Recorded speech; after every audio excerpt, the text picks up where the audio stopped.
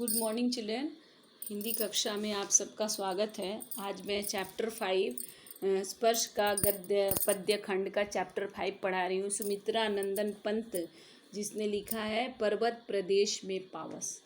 पर्वत प्रदेश में पावस सुमित्रा नंदन पंत ने लिखा है।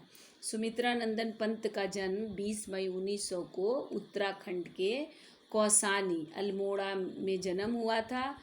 बचपन से ही ये कविता लिखते थे। 7 साल की उम्र के जब थे तो स्कूल में काव्य पाठ कविता पाठ करने के लिए इन्हें पुरस्कार मिला था। 1915 में ही मैंने 1900 में जन्म हुआ, 15 साल की उम्र में ही साहित्य के लिए लिखना शुरू किया। और छायावाद के चार जयशंकर प्रसाद, सूर्यकांत त्रिपाठी निराला, सुमित्रा नंदन पंत और महादेवी वर्मा, ये लोग 4 छायावाद के कवि हैं। सुमित्रा नंदन पंत सूर्यकांत त्रिपाठी निराला का अपने क्लास 8 में पढ़ा था।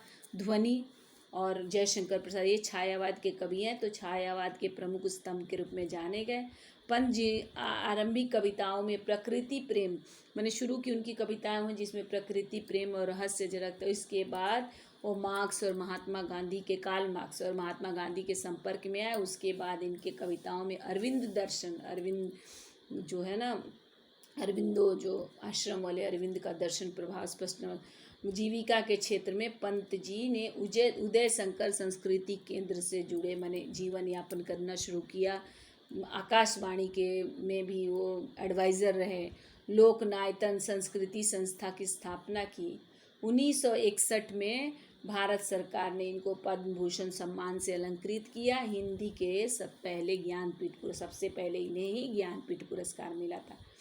कला और बूढ़ा चांद कविता संग्रह पर 1960 में इनको साहित्य अकादमी पुरस्कार मिला। 1969 में चिदम्बरा संग्रह इनका उन पे ज्ञानपीठ पुरस्कार और अनेक पुरस्कारों से सम्मानित किया गया। उनका निधन 28 दिसंबर 1977 को हुआ। इनकी बहुत कृतियां हैं। वीणा, पल्लव, युगबानी, ग्राम्या, स्वर्ण किरण, लोकनायक, ये सब जो है इनकी कृतियां हैं। पिताजी का नाम था गंगादत्त पंत, माता का नाम था सरस्वती देवी। महाकाव्य इन्होंने लिखा है।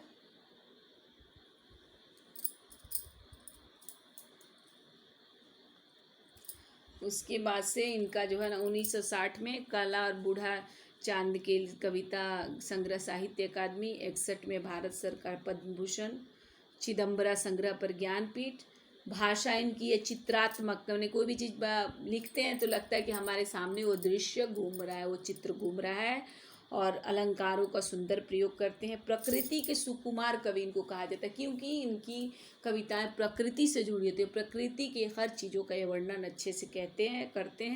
प्रकृति के सुकुमार चितेरे कवि है। प्रकृति के सजीव चित्रण में ये माहिर है। फिर पाठ प्रवेश के बारे में बता रहा है कि पाठ में कैसा क्या है कि बोल रहा है कि कोई भी ऐसा इंसान नहीं हो सकता जिनको पहाड़ों पर आना पसंद नहीं है। पहाड़ सबको पसंद होता है।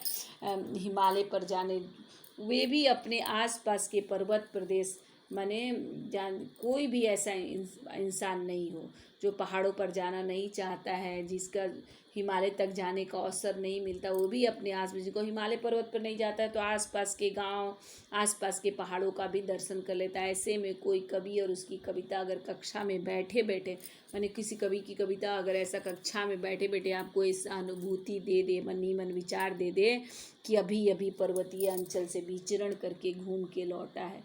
प्रस्तुत कविता, ये कविता जो पर्वत प्रदेश में पावस कविता ऐसा ही रोमांच अंदर से थ्रिलिंग जो होता है और प्रकृति के सौंदर्य सुंदरता को अपने आँखों से निरखने देखने की अनुभूति होता है एक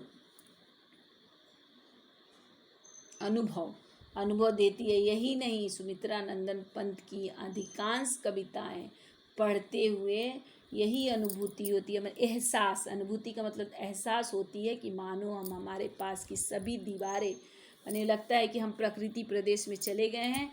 दीवार नहीं है, हम ऐसे सुंदर स्थल पर आ गए हैं जहाँ पहाड़ हो, पहाड़ों की श्रृंखला हो, झरने बह रहे हों, सब कुछ भूलकर हम उसी में लीन रहना चाहते हैं। निराला ने, सूर्यकांत त्रिपाठी निराला ने भी कहा था, पंत जी में सबसे ज़बरदस्त कौशल जो है वह है शैली। अपने पंत जी जो लिखते हैं शैली बहुत है, अपने विषय को अनेक उपमाओं से सवार कर मधुर से मधुर माने बहुत सारी उपमा दे देते हैं, बहुत सारी कंपेयर दे देते हैं और सुंदर ढंग से इसको कोमल से कोमल बना देते हैं। तो इस तरह हमको ये कविता पढ़ के ऐसा लगेगा कि जैसे हम पहाड़ों को याद कर रहे हो, ऐसे किसी कवि की कविता अगर कक्षा में बैठे बैठे या आपको मिल जाए तो लगेगा कि हम अभी ही पहाड़ों से घूम के आ रहे हैं। अब ये कविता इसी तरह का रोमांच, प्रकृति मानी कविता ऐसी प्रकृति सुंदर रोमांच वर्णन करता है। इनकी बहुत सारी कविताओं को पढ़ते हुए भी ऐसा लगता है।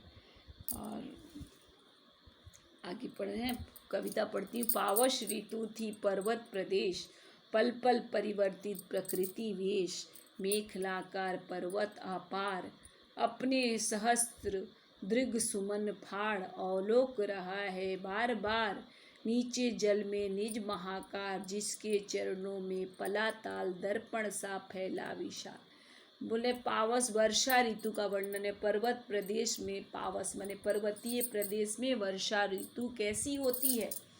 पावस ऋतु थी, पावस में वर्षा की ऋतु थी। पर्वत प्रदेश माने पर्वतीय जगह। पल पल प्रकृति परिवर्तित माने धीरे धीरे प्रत्येक पल बदल रही थी, प्रकृति अपनी वेश को बदल रही थी। मेखलाकार पर्वत आकार, पर्वत कैसे था, मेखला के जैसे था।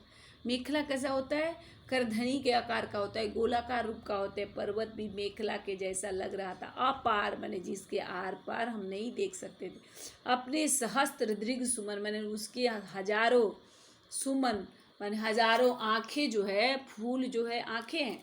दृग सुमन, दृग मतलब आँख, सुमन माने उसकी आँखें फूल है। फाड़ माने आँखों को, आँखों से अपने फूल की, फूल जैसी आँखों से, फूल के समान आँखों से फाड़ कर माने फूल जैसे खिलते हैं तो उसको खिला हुआ फूल को बोलता है देख रहा है, अवलोक रहा है, देख रहा है बार बार। नीचे जल में निज महाकार, क्या देख रहा है, पर्वत पे जो बारिश हुआ है, बारिश नीचे लग गया है, बारिश का पानी पर्वत से ढल के नीचे चला है। नीचे चले आने से बारिश का पानी में, पर्वत पानी में अपनी तस्वीर को, अपने प्रतिबिंब को, अपने आकार को देख रहा है। जिसके चरणों में पला ताल मने पर्वत के चरण में ताल है, पैर के पास ताल है। दर्पण सा फैल, जो देखने में कैसा है, दर्पण के समान है। दर्पण सा लग गया तो उपमा अलंकार है। यहाँ दृग सुमन, यहाँ सा सी नहीं लगा है तो दृग सुमन रूपक अलंकार माने आँखें उसके फूल हैं, फूल ही आँखें हैं। ठीक है। पावस ऋतु माने वर्षा ऋतु थी। पर्वत प्रदेश पल पल माने हर पल बदल रहा था। प्रकृति वेश बदल रही थी, अपनी वेशभूषा को बदल रही थी। मेखलाकार माने करधनी के आकार का पहाड़ का ढाल था और पर्वत अपार था, उसके आर पार नहीं देखा जा सकता था। अपने हजारों पुष्प रूपी आँखों से, आँखें कैसी है, पुष्प के समान है। फाड़ अवलोक रहा है, बार बार देख रहा था। महाकार मन क्या देख रहा था, जल में अपने आकार को देख रहा था। जिसके चरणों में माने पर्वत के चरणों में, पर्वत के पैर के पास, पर्वत के नीचे तालाब बन गया। तो पानी जो गिर गया था, बारिश का पानी, वो तालाब के समान बन रहा था। और तालाब कैसा हो गया था, दर्पण के समान। तो किसी भी हम तालाब के सामने, नदी के सामने खड़े होते हैं, स्थिर जल होता है, तब अपना प्रतिबिंब देख पाते हैं। उसीलिए दर्पण सा फैला विशाल, दर्पण के समान बड़ा विशाल फैला हुआ तालाब।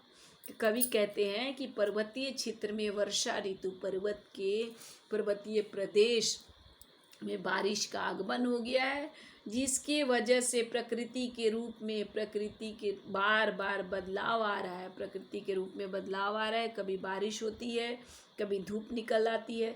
करधनी के आकार के पर्वतों पर, माने करधनी के आकार का पर्वत है जिस पे बहुत वृक्ष हैं, हजारों की संख्या में फूल खिले हुए हैं। पर्वतों पे हजारों की संख्या में फूल खिले हुए हैं। वो फूल ऐसे लग रहे हैं कि पर्वतों की आँखें हों। और पर्वत क्या कर रहा है, उन पुष्प रूपी, माने पुष्प आँखें हैं, पुष्प रूपी आँखों से अपने तालाब में फैले हुए जल, अपनी विशाल आकार को, माने तालाब में अपने विशाल आकार को पुष्प रूपी फैली आँखों से देख रहा है। तो कवि कहते हैं कि पर्वतीय क्षेत्र में वर्षा ऋतु का आगमन हो गया है।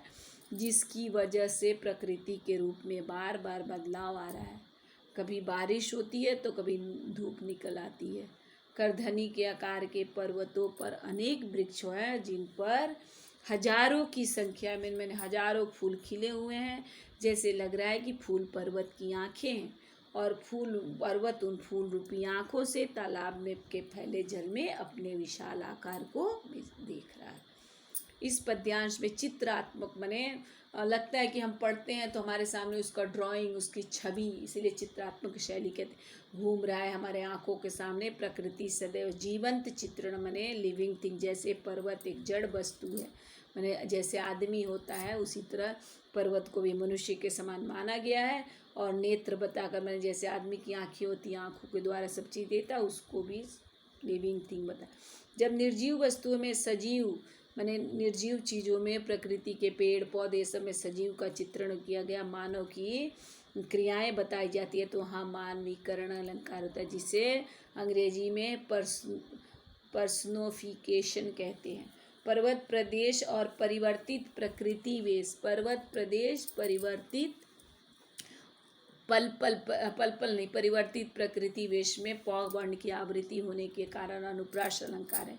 पल पल और बार बार में शब्दों की आवृत्ति होने के कारण पल पल बार बार एक ही शब्द की आवृत्ति है, एक ही शब्द को दोहराना है, तो पुनरुक्ति प्रकाश अलंकार है। दर्पण सा फैला, सा से सी ये सब लगता है दर्पण के समान फैला है, विशाल मन तालाब दर्पण के समान है। यहाँ पे तालाब की तुलना कंपेयर जहाँ किया जाता है वहाँ उपमा अलंकार है। रूपी बताया जाता है उसके समान, वहाँ पे रूपक अलंकार। तो पर्वत पंक्ति में तालाब की तुलना दर्पण से की गई, इसलिए उपमा अलंकार है। अपने सहस्त्र दृग सुमन पर, दृग सुमन में रूपक अलंकार है। कि यहाँ क्यों रूपक अलंकार है? क्योंकि फूलों को पर्वत की आंखें बताया गया। फूल ही पर्वत की आंखें है, फूल सी आंखें नहीं बोल रहे, फूल ही फूल सी आंखें हो जाएगा तो उपमा हो जाएगा। फूल ही पर्वत की आंखें है, जिसके माध्यम से पर्वत अपना विशाल आकार, माने फूल पर्वत की आंखें है, उन आंखों के द्वारा पर्वत अपने आकार को तालाब में देख रहा है। इस अलंकार में गुण की अत्यंत समानता के कारण उपमेय और उपमान को मान लिया गया। मैंने गुण की समानता है, फूल जो है आँख है, आँख फूल है, इस तरह तो यहाँ फूल ही पर्वत के नेत्र के मैंने गुण की समानता है, इसलिए वो यहाँ पे वो रूपक अलंकार मान लिया। धन्यवाद बच्चों, आज यहाँ ख़त्म हुआ। आधा चैप्टर मैं कल पढ़ा दूँगी। स्वस्थ रहिए, खुश रहिए, सुरक्षित रहिए और पढ़ाई कीजिए।